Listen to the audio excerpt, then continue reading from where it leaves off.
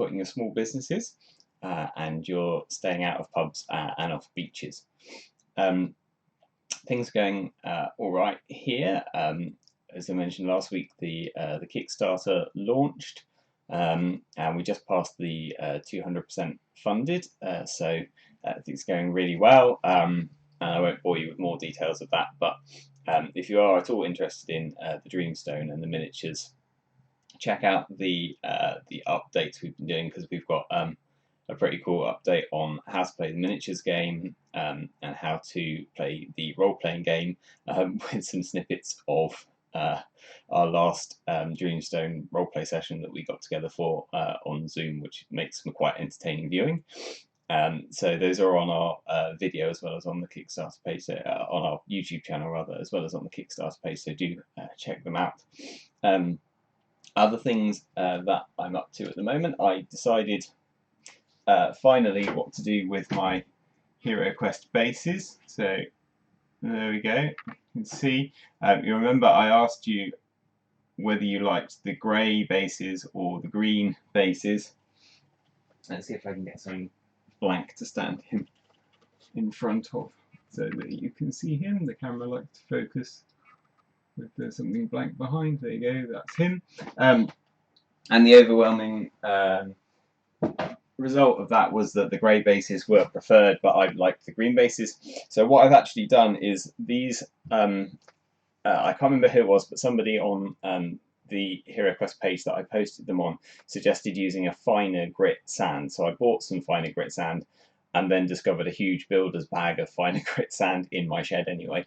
So I've used a finer grit sand, so it's not quite so pebbly now, and that has made a massive difference. I've also gone with a bit of more of a yellow colour. I went for quite a bluey green because when I looked in the cabinets at Foundry at the Hero Quest and Advanced Hero Quest prototype minis in the cabinet, they have quite bluey green bases, but because of the lighting in the photographs on when they photographed them for the heavy metal pages there, I guess because of the lighting everything came out quite yellow. So these bases look like they've got quite a yellow base. So I yellowed up the greens on here, and that worked really well, particularly with the orc flesh tones. Stand him in front of a bit of yellow there. That worked much better than the more bluey green. So I've decided to go with that. Here is a box of done orcs cut off their Hero Quest bases, glued onto textured round bases, and all I need to do now is paint the bottoms of the feet there where the bits of green from the Hero Quest integral base are remaining. So I need to do that. I've also done a few orc characters on those bases as well. And here is my to-do box of done bases, trimmed orcs. These are just snipped from the Hero Quest bases, and I just need to use a razor saw to cut that thickness down a little bit, and then I've been using a Dremel with a sanding tool to just pop around the edge of the feet there pretty quickly and neaten that up. So plenty to do there, and then when I have finished that,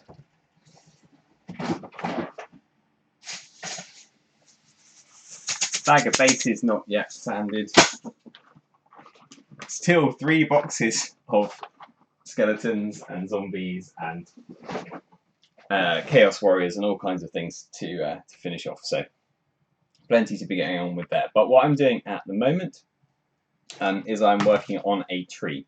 Now this is a commission piece for a local museum. They contacted me last week and asked if I would make them a 40 centimetre tall oak tree. So this is what I'm working on currently. And so I thought I would use this as an example to show you a little bit more about how I've made my trees. Now I've got an example here. This is an old. This has been gamed a lot with, and it's getting a bit battered now. But essentially this is the finished article that I'm going to use for this one. But because this is a display piece, I can go into a bit more detail. I can do a bit more fine work than I could with a piece like this that's going to get shoved in a box and chucked on the table and thrown around. These trees need a bit of dressing up. The foliage has been a little bit decimated, and there are a few cracks in the branches that I need to clean up. So I will do that at some point. But so what I've done here is this is just an MDF base to give it nice support so that it's not rocking, swaying all over the place. And I've built up the base with bits of styrofoam. Just glued 2 chunks of styrofoam to the base, and then using my little portable hot wire here, I've just started trimming that down to an angle, and I'm going to sand it back down and cover it with filler, and then cover it with static grass and blend it all in. We did at one point talk about doing a root structure on here, and that would have been really nice, but unfortunately, because they are going to be doing a 3D drawing of this tree as well as part of the exhibit, they decided that it would be too complex if there was a root structure down here. So we're not going with that now. I've just got to hide where the roots would be with static grass instead. But anyway, I have so I've then drilled a few holes in here, and I've stuck some bits of dowel in here at a few different angles to give quite a thick trunk with a couple of branches. This is an oak tree, so I've been looking at the drawings of photographs of some oak trees to get an idea of how the trunks go, how they branch out. Obviously, if you're not creating an actual tree, you can be a bit more flexible with that, but if you're going for a tree that's recognizable, then you need to kind of follow the structure. I'm following the techniques that are in this book, Modelling Trees by Gordon Gravett. I think I've shown you that before. This is a very good guide to making trees. He does some fantastic work in here of some very recognizable trees, and it goes through the bark and the coverings. It is designed for model railway, so a lot of his work, as an example, is much finer than you would get on a lot of war games tables. But for this piece, because it's a display piece, I'm going to be using quite a lot of his techniques, but I'm also going to be doing a few things differently to the way that he does them, because they're things that I've done on previous trees and have found them to work. So once I've got this structure in place here with the dowels, I've then got this is thin steel wire. I've used iron wire previously, and that's really nice to work with. You can get some really nice bends. It bends a lot easier than the steel wire, but it's very heavy, so for a tree of this size I think it's better to stick with the steel wire. So I've twisted these strands together to form a branch, and then I've taken bits of them off at various angles, trying to do them so that they're not uniform, although now I hold those two together, those two are pretty uniform, so they won't be once they're bent into branch shape, but try and have some that have 3 or 4 branches coming off them, some that have 2 branches coming off them, different lengths, different sizes. Leave them overlong so that you can cut them to shape once you've got them on the tree and are shaping the actual size, and leave a decent amount here at the other end frayed that you can use to wire it onto the structure. So those 2 branches are going to go on here. I'll put one on this bit here that just ends quite suddenly, and one on here probably. And then I will be bending this to shape just by hand and then with a pair of pliers, trying to avoid symmetry, but trying to make sure that there's a fairly uniform spread. Now this it's going in a case, and it's going in a case which has a very definite front to it. So this is going to be the front of my tree, so I'm not going to worry too much about whether it spreads too far at the back. The illusion of the canopy is going to be given by everything sort of spreading forwards of the base this way. Once I've wired those in place, I've then hit this with loads of hot glue, trying to not only make these branches nice and secure on here, but also to try and disguise the wire where it wraps round, so to try and thicken those up into nodules, and to thicken up around this base here so that the trunk kind of has that curve where the roots are coming out. And I'm going to do a bit of root structure down here as well with the hot glue. Now, a lot of people will use hot glue and then they'll get a soldering iron and they'll score into it to give a bark effect, and that works quite nicely. I'm not so keen on that because unless you've got a really, really good primer, you've got a very plastic surface here and it's very easy for that to push off and crack off. So what I'm going to do is, when this is done and before I've put these branches in position, while I can still access the trunk nicely and easily, I'm going to cut some strips of this crepe bandage here, dipped in diluted PVA glue, and then I'm going to wrap that round, make all of this nice and secure and covered, and then when that's dry I'll use a mixed filler to texture and to work in this bark here. These branches, I'll do things like the joins here. I'll pop a bit of hot glue on there to disguise the wrap round, because you can see it on this tree. If I bring it in close, you can see I haven't done it here, and where these branches join, it's not too bad, but there's a kind of lump there that doesn't look like a tree would actually form that way. So I want to disguise the wrapped nature, and you can, if you want to,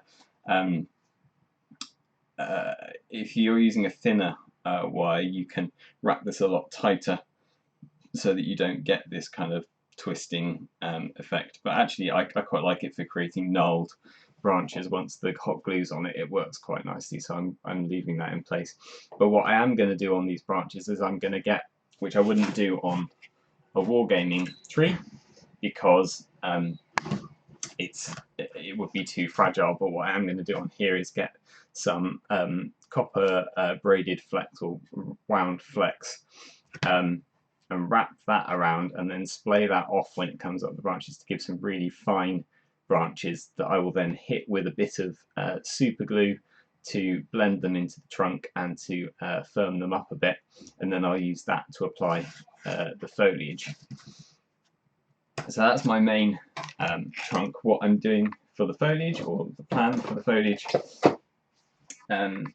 you'll see on here, they're kind of, there's not much left on this tree. Let's get this one. This one's better. The foliage on here, this is a this kind of clump foliage, teased out across the branches, making sure that there's space under the foliage and around it so you can see the branch structure within, and then put over the top with some sponge flock. So I've got a couple of shades of green that I'm going to mix together of this clump foliage. I also got, which is new, I haven't used this before, foliage clusters, which looks like it has a bit more of a leafy texture on it. So that will be interesting to see how that works over the top.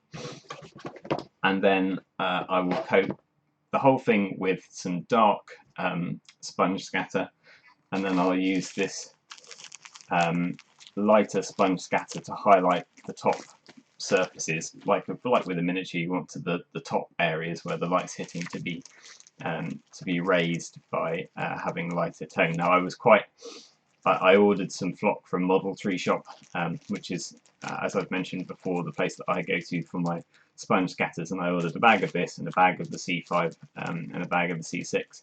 And Stephen, who runs Model Tree Shop, said, just heads up, we've only got 3 more bags of this C15 left, and we've had problems with our with our factory due to COVID. We're not sure that there will ever be any more of the C15. And as my big jar of C15 was almost empty, and this is my favourite of the scatters because this is a two-tone scatter. You've got a light green and almost a white in here, and it just really lifts it texture-wise, as opposed to the C5 and the C6, which are nice, but they're uniform, so you don't get that variation. You'd have to mix the two together to get a variation, whereas this, the mix is already there and it's really nice. So I instantly bought up the remaining bags and filled up my tin. So sad news is that once this gets empty again, might not be able to get any more C15, and even sad for you, sorry, you won't be able to buy any more C15 because I have bought it all. However, that should last me a nice long time. So that's what I'm doing on this tree. Hopefully next week I will get to show you the next stage of actually applying the foliage. Obviously, as this is a commission, I kind of need to crack on with it, and I may not have a chance to grab the footage, but I will at the least take photos and put them up on the Facebook page, put them up on my blog. So if I don't show you a video next week, there will be photos there. You can go and take a look, but hopefully I'll get to show you the applying of the foliage next week. So take care, have fun, do check out the Kickstarter in its last few days if that's of interest to you. And yeah, let me see if you're building any trees or things yourselves. Take care.